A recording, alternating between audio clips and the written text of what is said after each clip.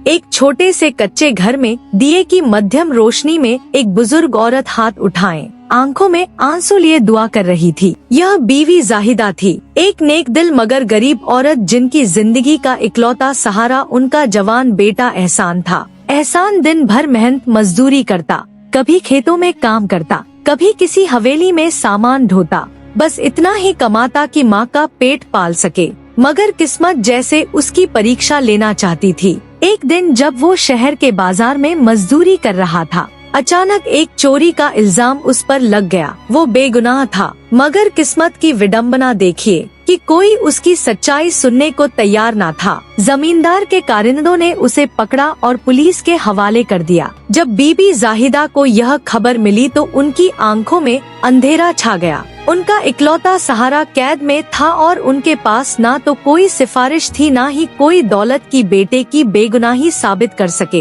वो नफल पड़ती रातों को जागकर अल्लाह के दरबार में गिड़गिड़ाती, मगर अब तक कोई उम्मीद की किरण नजर नहीं आ रही थी। एहसान को जेल में कई दिन हो गए थे। कैद की सख्तियों के बावजूद उसका दिल मुतमिन था, क्योंकि उसे यकीन था कि अल्लाह सबकी सुनता है। दूसरी तरफ बीबी जाहिदा हर रोज गांव के लोगों के पास जाती, इंसाफ की दुहाई देती, मगर सबने हाथ उठा दिए। वो लाचार होकर अल्लाह की बारगाह में लौट आई। एक दिन गांव में एक दरवेश आए। वो बड़ी दाढ़ी वाले नूरानी चेहरे वाले बुजुर्ग थे। उन्होंने बीबी जाहिदा को रोते देखा और वजह पूछी। जब उन्हें सारी दास्तान मालूम हुई तो वह मुस्कुरा दिए और बोले, बीवी, अल्लाह सबकी सुनता है, मगर हमें उसकी हिकमत पर भरोसा रखना होगा। जो कुछ भी होता है उसमें कोई ना कोई मसलहत छुपी होती है। बीवी जाहिदा की आंखों में उम्मीद की रोशनी जगी। उन्होंने दरवेश से दुआ की गुजारिश की और दरवेश ने उन्हें तसल्ली दी कि अल्लाह जरूर रास्ता निकालेगा।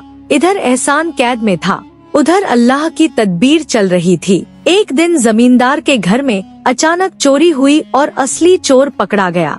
वही शख्स था जिसने एहसान पर झूठा इल्जाम लगाया था। जब हकीकत सामने आई तो पूरे गांव में चर्चा हो गया। जमींदार को अपनी गलती का एहसास हुआ और उसने फौरन एहसान को रिहा करवा दिया। बीवी जाहिदा ने जब यह खबर सुनी तो वह सजदे में गिर पड़ी। उनकी आंखों से आंसू बह रहे थे, मगर इस बार यह आंसू खुशी के थे। जब एहसान घर लौटा तो माँ ने उसे गले से लगा लिया और रो रो कर दुआ करती रही।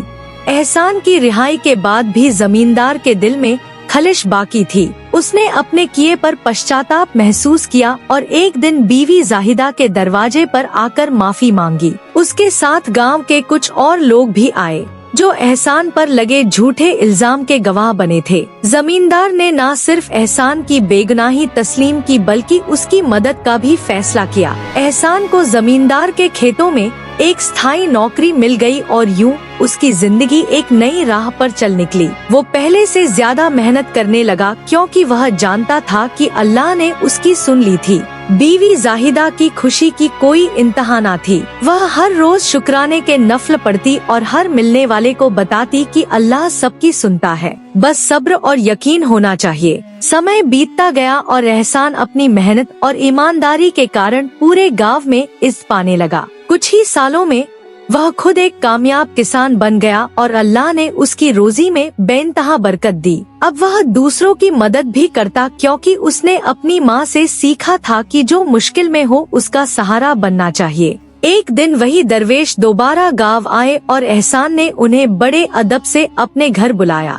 दरवेश ने मुस्कुरा कर कहा, देखा बेटा, मैंने कहा था ना, अल्लाह सबकी सुनता है। तुम्हारी दुआ कबूल हुई, मगर अल्लाह ने तुम्हें आजमाइश में डालकर तुम्हारा ईमान और मजबूत कर दिया। यह सुनकर एहसान की आंखों में आंसू आ गए, मगर वो आंसू शुक्र के थे। उसने अपनी माँ की तरफ देखा जो भीगी आंखों से मुस्कुरा रही थी। सबक यह कहानी हमें सिखाती है कि जिंदगी में मुश्किलें आती है, मगर हमें हिम्मत नहीं हारनी चाहिए। अगर हमारा दामन पाक हो, नियत साफ हो और हम सब्र व इस्तिकामत से अल्लाह से मांगे तो अल्लाह हमारी जरूर सुनता है। वह बेहतरीन वक्त पर बेहतरीन तरीके से हमारी मदद करता है। अल्लाह सबकी सुनता है, बस यकीन और सब्र शर्त।